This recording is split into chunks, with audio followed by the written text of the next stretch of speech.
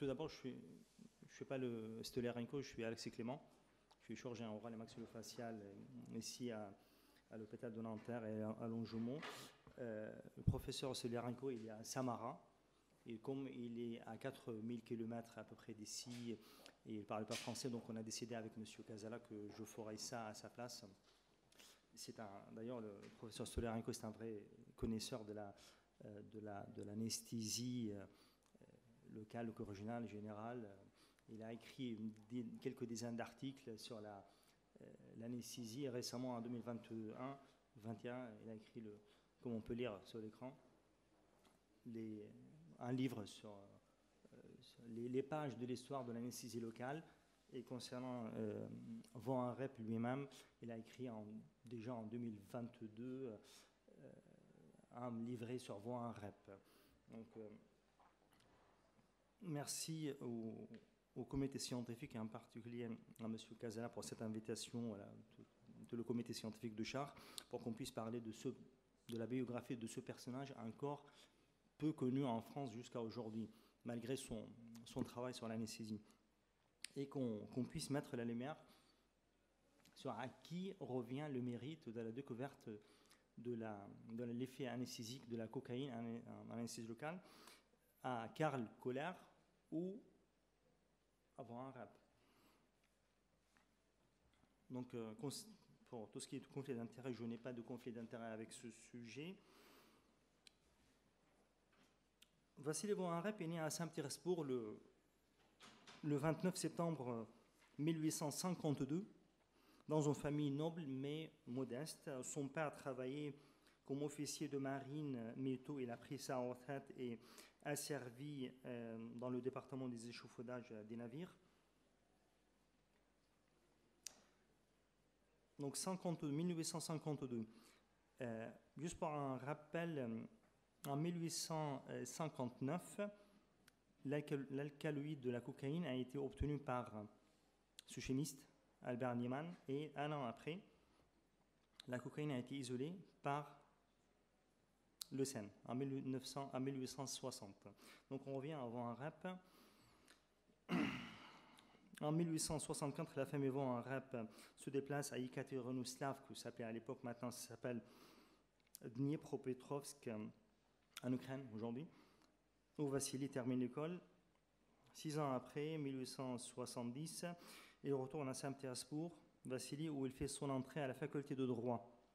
Mais le 14 janvier 1871, l'année suivante, Vassili Von Harep transfère son inscription dans une autre institution et devient étudiant de l'Académie médico-chirurgicale, de laquelle il sort diplômé en 1876 avec médaille d'argent. Tout de suite après, le 5 décembre 1876, le jeune médecin militaire a été nommé praticien junior de l'hôpital militaire temporaire numéro 43, avec lequel il a participé à la guerre de 1877-1878 entre la Russie et la Turquie. Ça allait bien avant. Il y avait 5 guerres avec la Suède, d'ailleurs, et 3 avec la Turquie. Le 5 février 1878, par cause médicale, il a pris sa retraite de cet hôpital militaire, mais le 28 décembre, il a été décoré de l'ordre aux croix de Saint-Stanislas, 3e classe. À la fin de la guerre russo-turque, Vassili Von Harep prend sa retraite et tout de suite après, il part en Allemagne, comme ça se faisait à l'époque, beaucoup, en Russie, pour ce qu'on appelait à l'époque perfectionner ses connaissances médicales. Donc pendant 2 ans, il étudie la pharmacologie, la physiologie dans les universités de Würzburg, Erlangen, mais aussi chez Karl Ludwig à l'Institut de physiologie de Leipzig. Les résultats détaillés de son étude pharmacologique et physiologique de l'action de la cocaïne faite au laboratoire de professeur Grossbach à Würzburg ont été publiés en 1879 dans la prestigieuse revue Les Archives de Flügger, pour ceux qui connaissent la physiologie. Mais cet article prématuré sur la cocaïne n'a pas été remarqué. Donc, Après retour à Saint-Pétersbourg, Vassili von Harep finit sa dissertation, ce qu'on appelle thèse en français, au sujet de l'influence de l'aconitine cristallisée d'Eknel sur l'organisme des animaux.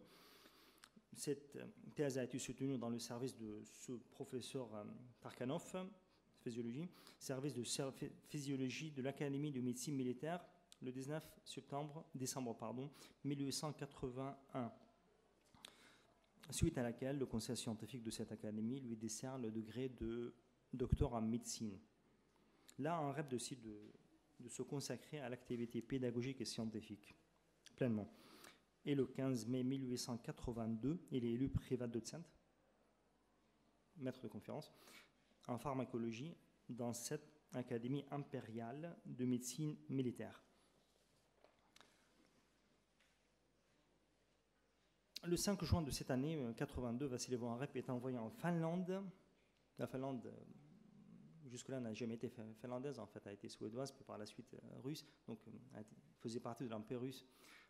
Donc, elle a été envoyée en Finlande comme médecin dans le 90e régiment d'infanterie au Nevski.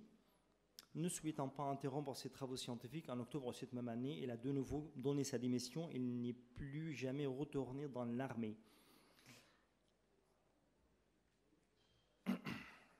1884. En 1884, à Heidelberg, a eu lieu le congrès en ophtalmologie. Joseph Bretauer lit à l'auditoire le télégramme de Karl Kohler. Je cite. « Personnellement, je n'ai pas pu venir. Mes travaux expérimentaux, donc 1884, mes travaux expérimentaux ont démontré que nous pouvons sans douleur opérer sur les yeux si on injecte quelques gouttes à 2% de liquide de la cocaïne dans le cul-de-sac conjonctival. » Fin de citation. En fait, sauf que dans le domaine des découvertes et inventions scientifiques, on a de nombreux cas où les découvertes sont en effet l'aboutissement de recherches convergentes.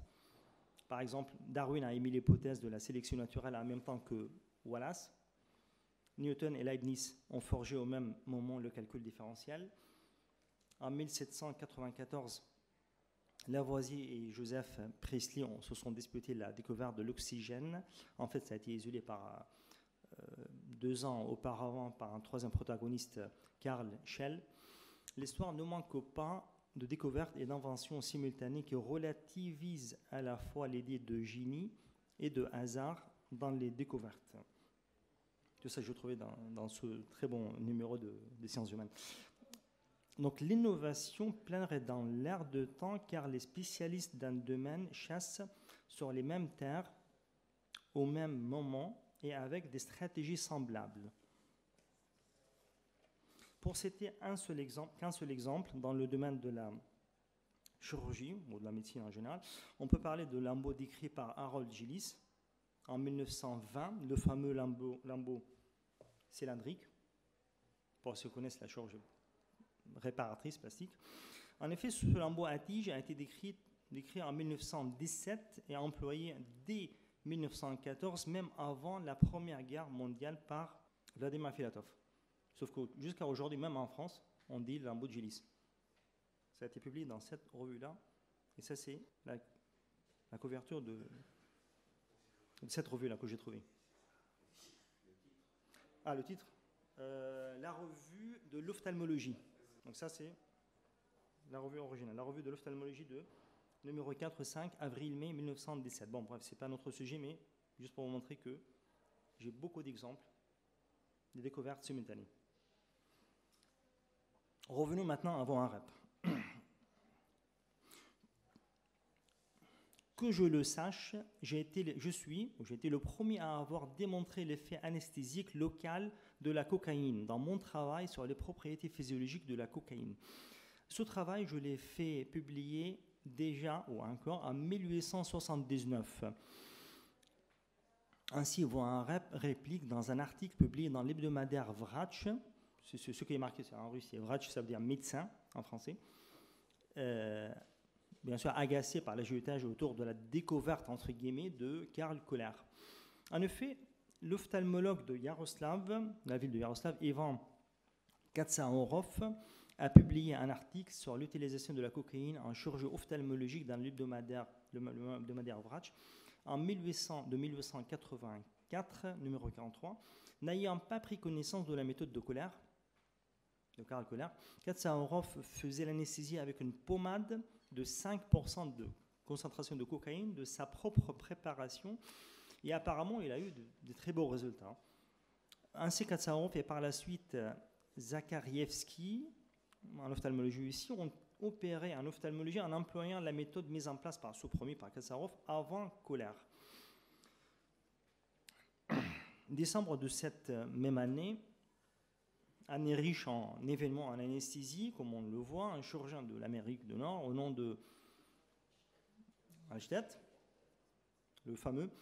Remarquons ici d'ailleurs que Alstedt est né en 1852, la même année que von Arep, mais il est mort en 1922. Alstedt, en 1884, utilise la cocaïne pour anesthésier le tronc du nerf alvéolaire inférieur pour l'avulsion d'une dent, et ainsi introduisant l'anesthésie tronculaire. En mai 1884, Vassili von Arep est invité à l'université de Kharkov, en Ukraine, et non pas Kharkov, où il est élu professeur agrégé dans le service de médecine légale. Et déjà en novembre, il est élu professeur extraordinaire de ce même service. Pendant 3 ans de ses activités à Kharkov, Arep fait preuve d'excellente qualité pédagogique et comme directeur scientifique, il a largement déployé la recherche scientifique dans ce service. Sous sa direction à Kharkov, 2 volumes de travaux scientifiques en médecine légale ont été édités. À sa plume à Kharkov, encore une fois, revient le mérite de 12 articles scientifiques dans les revues médicales. 1887, von Arep accepte la proposition de prendre la chefferie du service de physiologie dans le nouvel institut clinique Yeleninsky à Saint-Pétersbourg. Cet institut Yeleninsky est le premier institut en Russie pour l'enseignement post-universitaire en médecine. De nos jours, c'est l'université de médecine d'État de Nord-Ouest de Metchnikov. Et à partir de septembre 1887, Arep commence à donner le cours théorique de physiologie pour les médecins dans cet institut. Grandement, il appréciait le rôle de l'expérience scientifique dans le processus pédagogique. Arep insiste sur l'augmentation en nombre de personnel de services de physiologie et sur l'installation dans ce service d'un laboratoire de travaux expérimentaux. Ces propositions de von Arep ne rencontrent pas de soutien à la direction de l'Institut, qui se sur avant tout des questions de l'enseignement pratique et clinique dans ce nouvel établissement d'enseignement. Donc, von Arep dépose une lettre de démission et à partir de 1890, il arrête l'enseignement dans cet institut clinique. Pendant ce temps-là, von Arep est absorbé par l'idée répandue parmi les meilleurs scientifiques de la capitale de créer à Saint-Pétersbourg le premier dans le pays, un institut de recherche scientifique de profil médico-biologique large. Un soutien décisif à ce début porte le mécénat, le prince Oldenborgsky. Oldenborgsky, pendant la Première Guerre mondiale, il a été le chef de tout ce qui est sanitaire médical dans l'armée russe, en fait. C'est lui qui chapeautait tout, absolument. Avec tout ce qui est de mauvais et de bon. Donc, en 1889, il propose à Arep d'être responsable du comité d'organisation de cette nouvelle structure. Alors, von Arep est officiellement désigné directeur et s'occupe de la construction de bâtiments et équipements de premiers laboratoires en des temps records, participe à la sélection de personnel et à la mise en place des plans de travail et les estimations des premiers travaux expérimentaux, et donne à l'institution son nom, l'Institut de médecine expérimentale. Mais à cause d'un vif désaccord avec le prince Oldenborgsky, von Arep et encore 2 professeurs dans leur démission juste avant l'inauguration de cet institut en décembre 1890, et 1 an plus tard, le docteur Sperk a été nommé directeur de cet institut. Par la suite, c'est l'Institut clinique de Saint-Pétersbourg où Pavlov travaillait toute sa vie. 1897, l'ouverture de l'Institut de médecine pour les femmes en Russie. C'était la première institution où les femmes pouvaient étudier la médecine en Russie. Donc Von Harep a été élu le premier recteur. Mais il a milité pour les femmes. Bravo pour lui. Par la suite, 1915-1917, Von Harep occupe un poste dans la direction de l'administration sanitaire de l'armée de l'Empire russe pendant la Première Guerre mondiale. Et avec tout ce qu'on sait de la Russie, qui est tout à fait oublié aujourd'hui, de la Première Guerre mondiale. Après la révolution d'octobre 1917, Harep reste à Petrograd et souhaitant y passer le reste de sa vie. Mais le décès de sa femme, Praskovia Von Harep, la solitude le pousse à 70 ans à aller à l'étranger chez ses fils. Donc en 1921, il part en Angleterre, puis en France. Vassili Von Harep est décédé à Paris le 1er octobre 1927. Et là, merci beaucoup à M. Depré et Choletz de nous avoir grandement aidés pour trouver ces traces à Paris, à Père-Lachaise. Donc, il est mort le 1er octobre 1927, 10 jours avant ses 75 ans. Merci. Si vous avez des questions.